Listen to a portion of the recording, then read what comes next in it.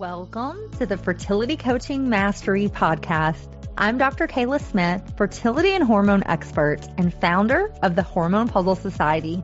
I help wellness professionals like chiropractors, acupuncturists, doulas, nutritionists, personal trainers, and health coaches integrate fertility coaching into their work and build thriving, purpose-driven practices. I also work with beginners who are ready to step into this work and use their own painful story for their purpose. If you're ready to confidently support fertility clients, attract aligned clients, and grow a business that truly makes an impact, you're in the right place. Now let's dive in.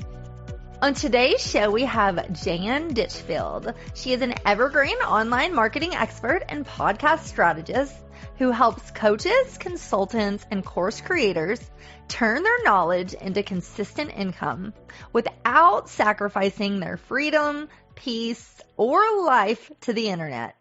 With over 25 years in sales and marketing and more than 25 million generated for organizations, she brings a grounded, strategic approach to building a business that actually works long-term.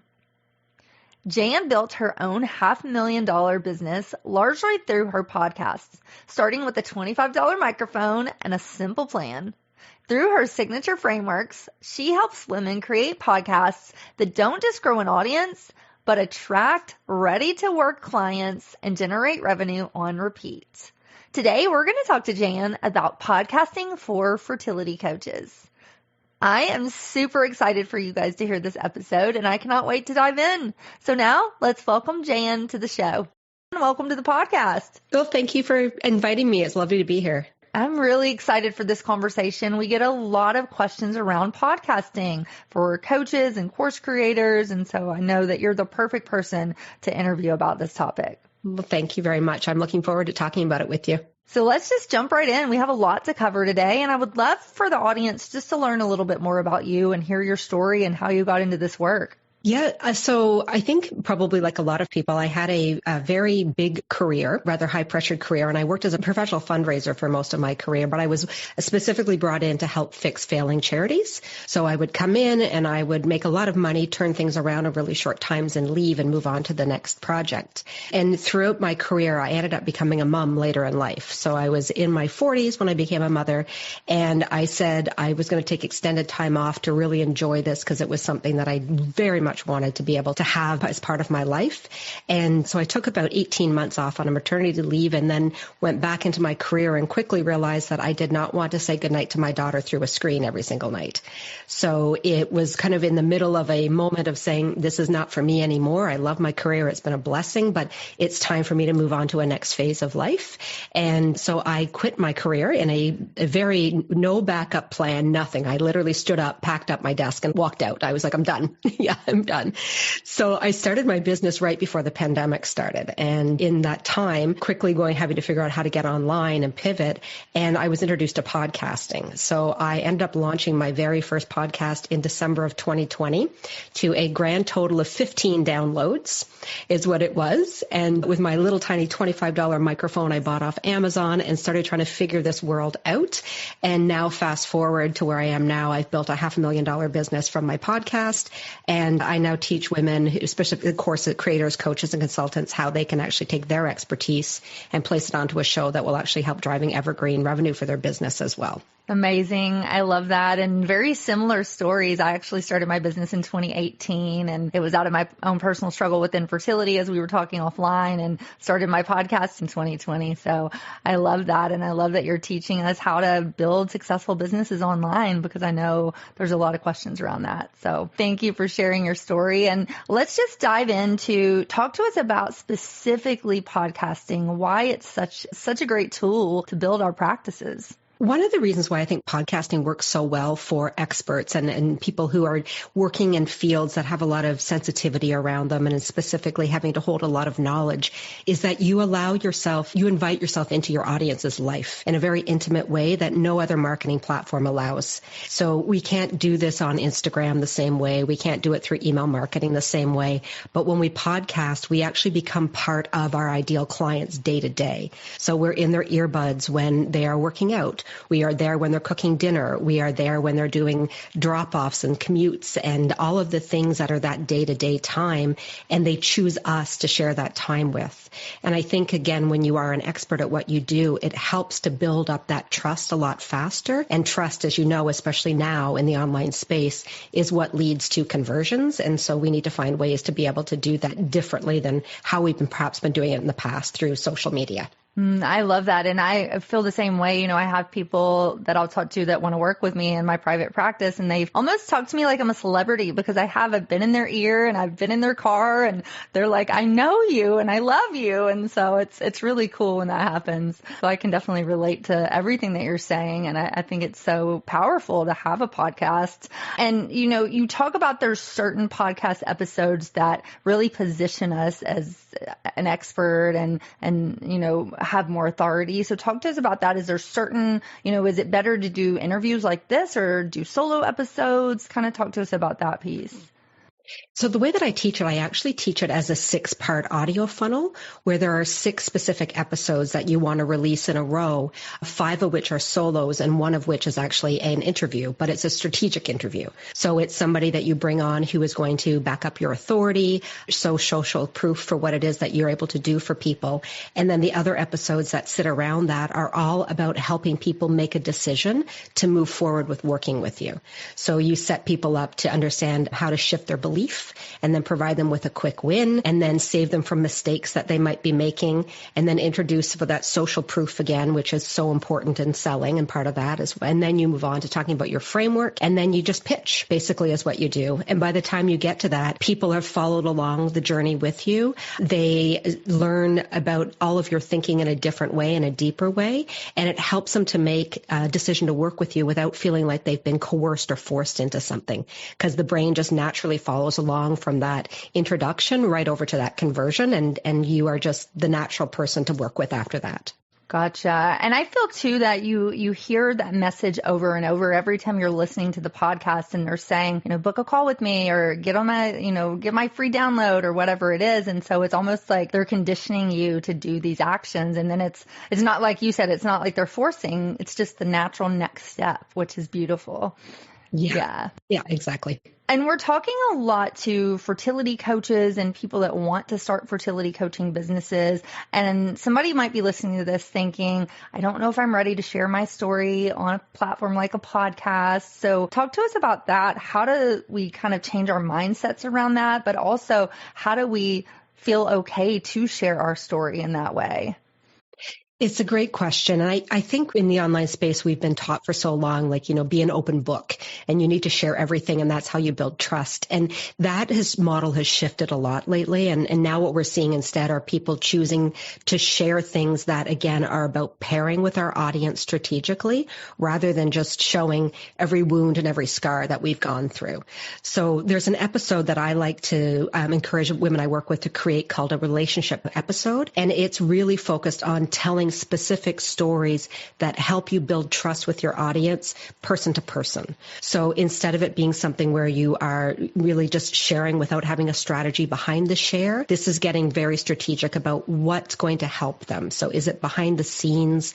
Is it a personal story or personal journey like I told at the beginning here, right? It was part of my reason I'm here is because I struggled as well with fertility. And so how you choose those moments are really about what's going to benefit your audience and make them deepen trust in you rather than just, again, blanket sharing because you feel like you have to do that just because you're now online. Yeah, and I completely agree there. And I think too, it's your story and you can share it how you wish and you can share pieces of it. You can share all of it. And I think as you grow in your business as well, it becomes you want to share more because you see how much you're helping people. And so, but it's your choice from the beginning. I feel like it's your choice. So I don't ever want a coach or a practitioner to feel scared to start a business because they don't want to share their story. Yeah, exactly. Talk to us about consistency because this is something that comes up a lot. We were talking offline. I've been podcasting for 7 years. This is our newer show, but you do have to be consistent. So talk to us about that. How important is it to be consistent to have a show that grows? It is really important. And it's one of those things that I wish that I could say it's not that important, but it really does matter. It specifically matters because of two reasons. And one is the algorithm. So the algorithm favors people who release on a regular schedule. And what helps it do is it actually moves you up the charts. So you get more downloads, you get more listeners. The podcasting algorithm acts very differently than other types of algorithms. So it really wants to be your friend. And it's just asking you to do the things that it needs to help you out.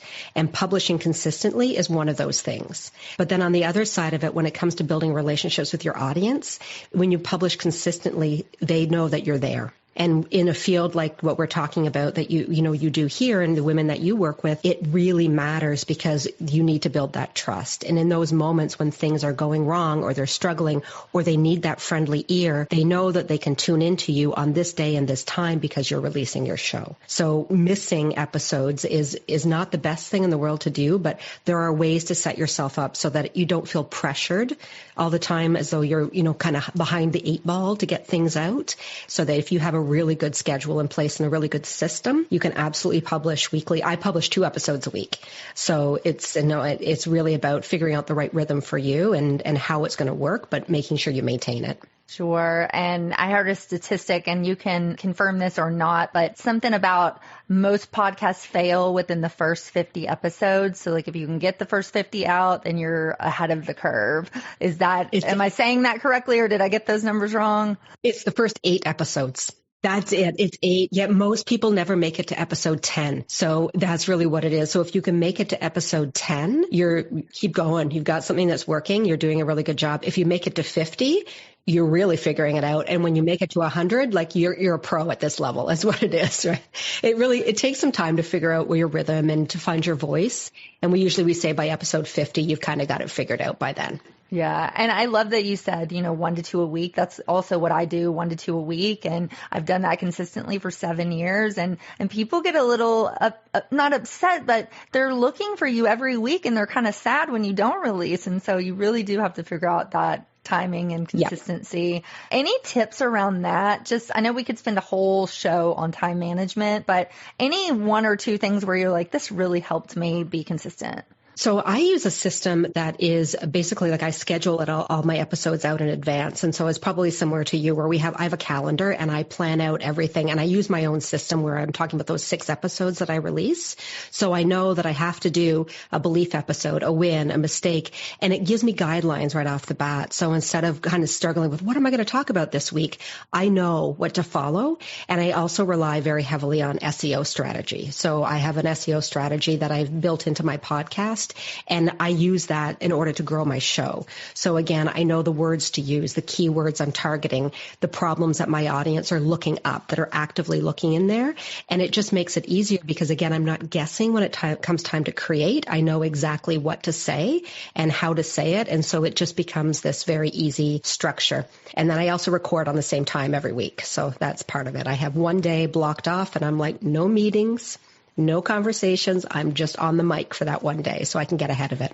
Exactly. I love that. And that's similar to what I do. I have some calendar blocks. I do 2 days, but they're just 4-hour blocks. And those are my podcast days. And so that really helps because then it's on your schedule and you can plan your kids around it, or if you have kids and, your family and all the things. So I love that you say that. And you mentioned SEO. And so I want to clear this up because I think this is very confusing for people. SEO in podcasting is very different from SEO in Google or YouTube or any place else where we think about SEO. So talk to us about that. Just briefly, SEO podcasting, what do we need to know about that? Yeah. So most people talk about SEO and they just pick up a strategy from, like you said, Google or YouTube, and they're like, it's the same. And it isn't the same at all. It's a completely different algorithm with podcasting, and it's a much friendlier one, as I said before.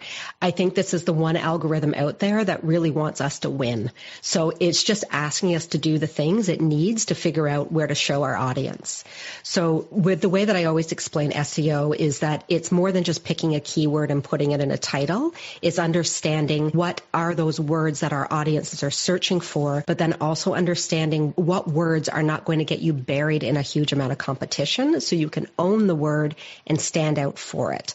So there's rankings behind it and there's all kinds of things we can go into, but really the easiest way to think about it is if you think about a gold star board for like chores, or if you do things really well and you get gold stars, that's really what SEO is. So every time you use it in your title and in your show description and show notes, if you use it in your author line where most people don't use it, those are all gold stars that the algorithm is giving you. And it's just helping that understand this is what she talks about, this is who she talks to, and this is what I'm supposed to do with that show. So it's why you get downloads, it's why you chart, it's why you rank, it's why you get more listeners, and it's what helps you actually attract people who are ready to work with you, not people just looking for free advice. Gotcha. And so spending some time doing our SEO each week when we do our shows is very important. Extremely important. Yeah, very much. And, we're talking to a lot of, most of our listeners are probably moms. They've struggled with infertility. They've started their own business or they're wanting to. And so they're very busy. We talked about scheduling, but you also talk about repurposing our content, which I love. I love to take a podcast and break it into different, social media posts and YouTube. So talk to us about that. What's the strategy around that just to make it easier for us to repurpose? Well, I like to think about it from the perspective of your podcast becomes the top of your ecosystem. So most people use podcasting as nurture content. So they get on the mic and we're just going to make friends with the people we talk to, instead of realizing that it should be the top of your entire marketing funnel and then everything sits below it. So with me, probably the same with you, I start with my podcast and then I use what I talked about on my show to form my content everywhere else. So I'm not having to think of new topics for what am I going to talk on Instagram or what am I going to talk about in my emails or what am I going to talk about here? I know that it's this week I talked about this and we're just going to take that and just break it up. So I might take one piece of a 5-mistake episode and share one episode in an email and then link back to listen to the podcast episode. Or I might take, those 5 things and break that down over 5 different Instagram posts for the week. But I don't try to recreate everything from scratch every time. I always bring it back to the podcast because again, it's the top of my ecosystem and it's where I want people to find me. Yeah. And I love that. And I think that's so important to, really, and that's exactly what we do here. I take the podcast and I do bits and pieces of it on different social medias. And I think it was really important too that you said it all links back to the podcast, because that's the main thing we're wanting our audience to do is to listen to the podcast. And that's when they become, they get on your email list and they book a call with you and become a client. So I love that you say that. Talk to us about referral partnerships and collaborations. I've built a big business around this. I love having guests. I also love doing solo episodes, but how can we use our podcast to collaborate with other practitioners and just grow our reach? A lot of the ways that I think it works well is doing things that are podcast swaps, which is pretty common. So you come on my show, I'll come on your show. We're doing it strategically where there's an opportunity to have shared audience, not necessarily competitive audience, but maybe there's something that you do that benefits the other person's audience and vice versa. We would be a great example of that, right? We have similar audiences, but we do things differently within what our business is. So I come on the show, I would help you, you come on my show, you help me, and we build up those lovely relationships because all it's doing is just helping to strengthen our authority and also helping to strengthen our audience's success. So that's one way. Another way that we can do things is by doing intro swaps. So instead of it being you that's introducing your podcast, you have somebody else's voice say, hi, I'm so-and-so, and this is what I'm doing. And, make sure you listen to it, but come check out my podcast as well at this. And so there's ways that we can get those collaborations in where we give shout outs. You can give a shout out again to another podcast that you love. That's if you like listening to this show, you'll also enjoy listening to this show.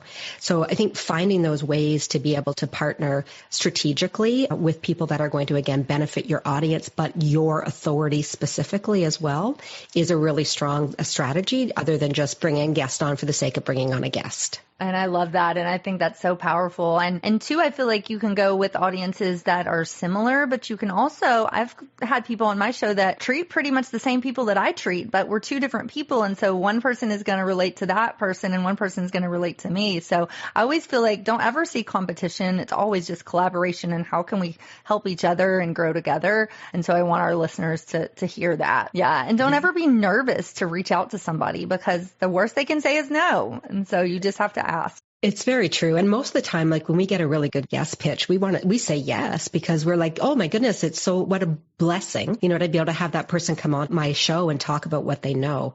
So it's, sometimes we get ones that are not so great, but when you get good at it, most of the time we say yes to it as well. Sure. Let's talk about tech, because I know a lot of people listening are new. They're just starting their businesses and they might be scared of tech. So how can we learn the tech for podcasting and not be scared of it? Well, I think I'm living proof of that, because I bought, again, a $25 microphone off Amazon, and I put my daughter's baby sock on as a pop filter because that's what I had. So I was like, we'll just go with this. And I recorded on that microphone for a full season before I upgraded. And I'm now on my third mic, but it took me some time to get to that. But really, all you need is Zoom, and you need a good microphone. And I think in my case, I have a really great editor, and that's it. And after that, it's just a matter of uploading. This is one of the most tech-friendly and inexpensive ways to be able to market your business, and because you're using your authority every single time. And if you're a good talker, you're going to be a really good podcast host. And most of us are really good talkers when we know what we're talking about. We like to talk and share. So I love that. And I did the same thing. I ordered a microphone off of Amazon, and I used that microphone for many years. And then finally I was like, I think I need to upgrade my mic. So you can totally do that. I love that. But it takes very little amount of money to start a podcast. So I love that too, because some other things, take more of an investment. It does. Yeah. It's only like about $8 a month to be able to host a show, right? If you're editing your own show, then it's not expensive at all in comparison to a lot of the things that we pay for. It's cheaper than email marketing. Exactly. Yeah. So talk to us, if you were to start your podcast over today from scratch, is there any mistake that maybe you made in the beginning that you would be like, oh, I'm not going to do that again? The biggest mistake that I made was positioning my content as nurture content. So I spent a whole year making content that was trying to get people, like giving away free tips and getting people to like me.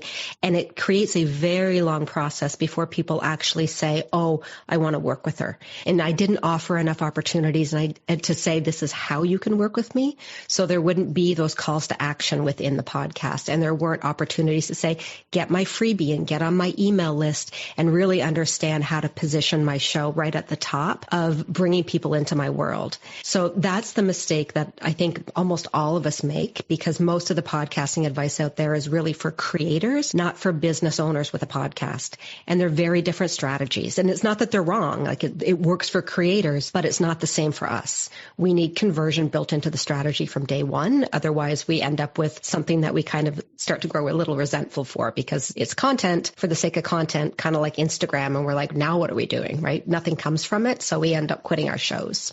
Right. Yeah. And I love that. And I think that's so important. And I think too, it's important to point out, if you already have a show and you're doing some of these things wrong, it's okay to grow and learn and pivot and continue to change, because I feel like our businesses are always doing that. And so don't feel like you have to quit. It's okay if that's happened. Just pivot and move forward. Absolutely. I was a year and a half before I figured out how to do it the right way. And now I have a top 20 show. It's the same, right? You learn from your mistakes. It's just a matter of being willing to actually figure out how you can make those simple shifts to make it work in your favor. Yeah, I love that. And Jan, I could just talk to you all day. We do have to take a short break. We're going to hear a word from our sponsors. But before we go, maybe somebody's listening and they're feeling overwhelmed. They want to start a show, but they're not quite sure. What would you say to their mindset to kind of get them in the headspace to just do it? I think what I would say is everything is fixable. And the beautiful thing about podcasting is that you can go back and fix anything with it. You can fix your title. You can fix your cover art. You can fix your keywords. You can change audio, and it doesn't affect you. It just makes it better. So don't be afraid to start messy and just go back and change it once you get it figured out. I love that. And don't be afraid to start messy. You can always change it and figure it out. Amazing. We're going to take a short break. Make sure you stay with us to the second half. We're going to continue talking to Jan, and we're going to talk practical tips for you for those who want to start a podcast. So we'll be right back. Before we continue, I want to share a resource with you. If you're a beginner or a wellness professional who feels called to support fertility, but you're not quite sure how to actually turn that into a coaching offer or a business, well, I've created something to help you. It's called Fertility Coaching Roadmap. Inside, I walk you through step-by-step how to integrate fertility coaching into your current practice, transition into a virtual or online business, attract and enroll aligned clients, and create real, lasting results. If you're ready for more clarity and direction, you can download the free roadmap in the show notes. Now let's get back to the episode. Hey, Jan, welcome back. Welcome. I'm excited. This is fun. So let's talk practical tips. You gave us a lot in the first half, but maybe 5 things that are non-negotiables for somebody who's thinking of starting or building their podcast. What would you say? So I would say that the very first thing to think about if you're starting or building your podcast is to position your podcast around an offer from day one. So most of the time we think about putting monetization at the end of our podcast strategy, and I think it should start at the beginning, because that way you're going to make money from your show immediately and find dream clients, and you know the type of content that you should be creating to get them there. The second thing I would say is a lot of the time the advice is given to find an ideal customer avatar for your show. And I would say instead to think about finding someone who's a buyer-ready avatar. So that's somebody who's a bit further down the lane. They understand maybe they've had some success and they've lost the success, or they understand the cost of something more, and they're looking for a true solution to solve that problem they have. Those are the types of people who convert into buyers sooner, and it doesn't take us as much convincing to help them understand that we're the expert than it does somebody who's just maybe out there still trying to piece it together from free content. The third thing I would say is your SEO strategy.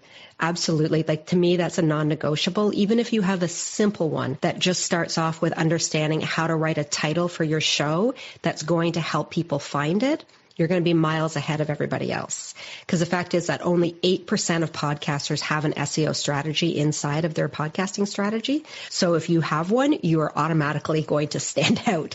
So it's a very simple, easy, free way to get your show up and going in front of other people quicker. Then your content strategy matters. So again, building a content strategy that I would say would be around that 6-part audio funnel.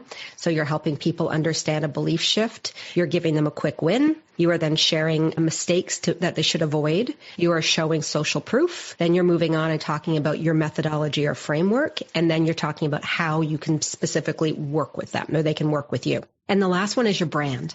And so podcasting brands, which is going to be your cover art and your name, those are things that people, I think, don't talk enough about, of how important it is to the algorithm as well. But more important is when people are looking for podcasts in their players, they're looking for things that remind them of other shows they listen to.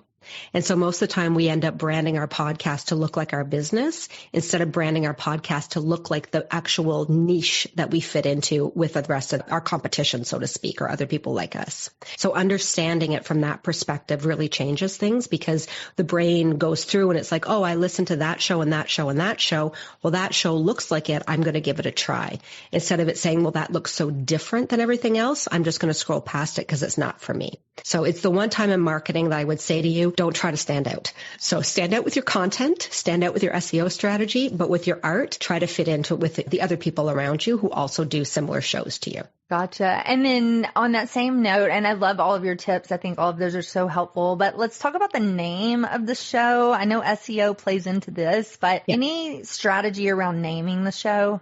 Yeah, I would definitely say a lot of the time we tend to go clever instead of clear with our podcast names. And I am notorious for this because I have done this in my own show more than once, where I've been like, I need to rebrand the title because I'm not showing up in the right player, right? It's putting me in, my first business podcast would serve me up in the wellness category. And I don't teach wellness. I love it. I listen to wellness, but I don't teach it. I teach strategies. So making sure again that you're using SEO that clearly identifies who the podcast is for. So your audience.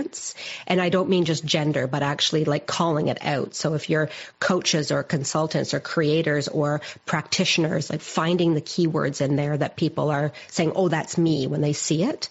And also making sure that you're using keywords that have to talk about what the transformation is going to be in some way. So if we're talking about, like in my case, my podcast is called Evergreen Marketing Simplified. So again, evergreen marketing, that's what I teach. So I just happen to teach it through podcasting. So we wanted to really get that idea around what am I talking about and who is it for? And that's going to help you with the algorithm far more than being cute. Gotcha. I love that. And we talked before about one thing that you would do differently if you started your podcast today, but what is one thing that you are so proud of doing that you're like, that was the best thing I could have done? With the podcast, rebranding my show and moving my content from being nurture content to more sales focused content, because it transformed my business and it happened really quickly. So it went from me, again, kind of struggling to get seen to climbing up the charts really quickly and globally as well. So, and I think there's something that you're very proud of when you're able to say that you have a top show. There's a lot of work that we put into what we do. And I care deeply about my show and my content. And I know you feel the same about yours as well. So when you get that recognition from your audience, but you also get the recognition from the algorithm and the industry itself, that what you have to say matters, it feels so good. It's so rewarding. And it's fun too to say, I'll just say this, it's fun sometimes when people say, well, what do you do for a living? And I'm like, oh, I'm a podcaster. And everyone's like, really? And it's a great conversation starter. Everybody's like, tell me about your show. So no matter what room you're in, you always have something to talk about. Exactly. I'm telling you, they think we're celebrities, and they do. I know, it's fabulous. Yes.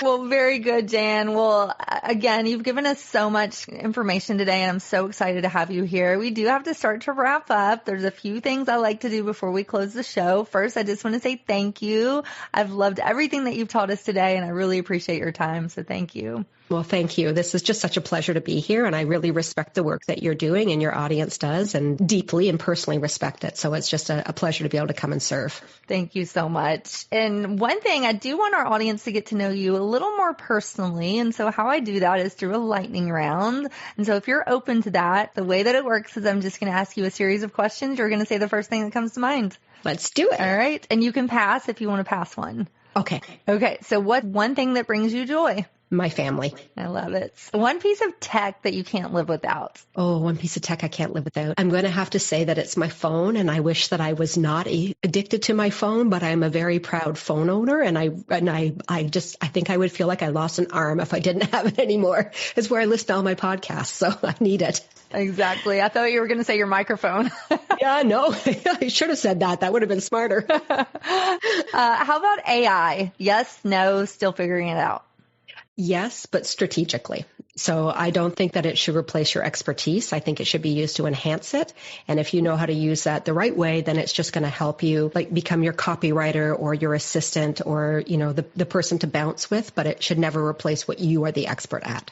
Yes. How about a song that gets you moving? Oh, there's somebody, it's not a song per se, but Stephen Wilson Jr. has become my new favorite. And I don't know if you've heard him, but I just love his music. And he's country, but he's he's soulful and beautiful and unique and different. And just think he is one of the most incredible musicians I've heard in a very long, and I'm married to a musician. So I should have actually said my husband's music, but it was but I think Stephen Wilson Jr. is fabulous. And I love turning it up and cranking it in the car. Amazing. I love it. My husband's also a hobbyist musician, but I hear you. Yeah. How about what has been your favorite guest to interview if you have guests on your show? I do have guests, and I've had a lot on that I'm very proud. I've had some big names and some really exciting guests, but I think there's a theme happening here. My favorite guest was actually my husband, and I brought him on my show, and we talked about what it was like to be married to an entrepreneur when you were not necessarily very entrepreneurial, and what it meant to support your wife when you were going through and try to build a business, right? When it scared him and he wasn't too sure how we were going to do this. And we just had a very open, honest conversation about how partners can support even when they're afraid. And I really, really loved, I got a lot of great feedback about that episode, and I really loved that conversation. I love that. That gave me such a great idea. I need to do the same because it is hard to be married to an entrepreneur. It is. Yes. I'm a dreamer, and so my husband has to reel me in. So I love that. I'm going to have to go listen to your show and listen to that episode. Yeah. And then final question, what's one piece of advice you have for your younger self? Oh, I think it's going to go back to the same advice I left with before. Like, you're going to figure it out, kid. Like, everything is, you can figure it out. It's all fixable. It's more important to just keep trying until you get it right than worrying about what you get wrong. I love that. It's all figure-outable. It's all figure-outable. Yes. And all fixable. Yes. Yes. Well, to switch gears a little bit, the purpose of this show, my mission is to solve infertility. And one of the ways I'm doing that is through certifying fertility coaches. And so talk to us about that. Why should somebody think about getting a certification as a coach if they want to work in this field?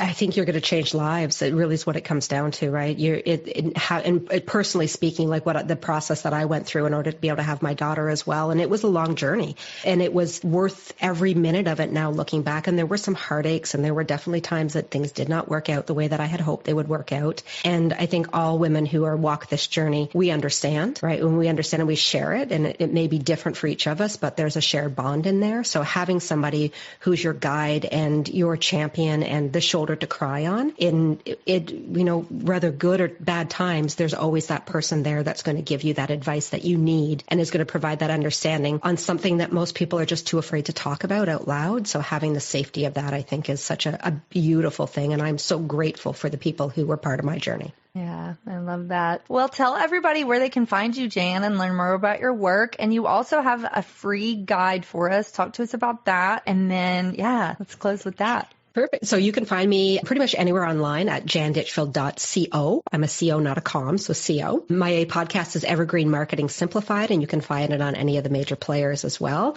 And I do hang out on Instagram, mainly in stories more than anything else, but I'm always there in my DMs too. And if you are thinking about starting a podcast, or if you have one and you really want to understand what are the steps it takes to monetize it, I have a free guide that will walk you through the 12 most important steps to create a profitable podcast. And you can grab that at janditchfield.co/free guide. Amazing. And that will all be in the show notes. And so we'll make it really easy for everybody to find you and just learn more from you, because you've been so great. So any final thoughts? What do you want to leave us with? I think my final thoughts are just going to be, one of the most beautiful things about podcasting is that you get to connect with people in a way that is so meaningful. And I have created some incredible clients off my show who've turned into incredible friends. So, and the thing that's also so beautiful about podcasting is that it removes all those worries about being visible that many of us have online, because you don't have to be perfect to show up and record, and you don't know who's on the other end of listening to that unless they tell you. So you get to be yourself without having a reflection from Instagram looking at you, or hearts or likes or unfollows. It's just true and pure. So if you're looking for something that's going to be profitable but also just feels good, podcasting is the right thing for you. I love that. Amazing. Well, thank you again for being here. Thank you so much. And thank you to everybody who's listening to this episode. We're so grateful you're here, and we'll see you next week. So have a great week, and bye for now. If this episode resonated with you, make sure you've subscribed so you never miss a new one. And if you found this helpful, I would love for you to leave a review or share it with another practitioner who's ready to step into fertility coaching. You can also download the Fertility Coaching Roadmap in the show notes to start to build your next level of impact. Thank you so much for being here, and I'll see you in the next episode, because the world needs more supported fertility journeys and more practitioners like you leading the way.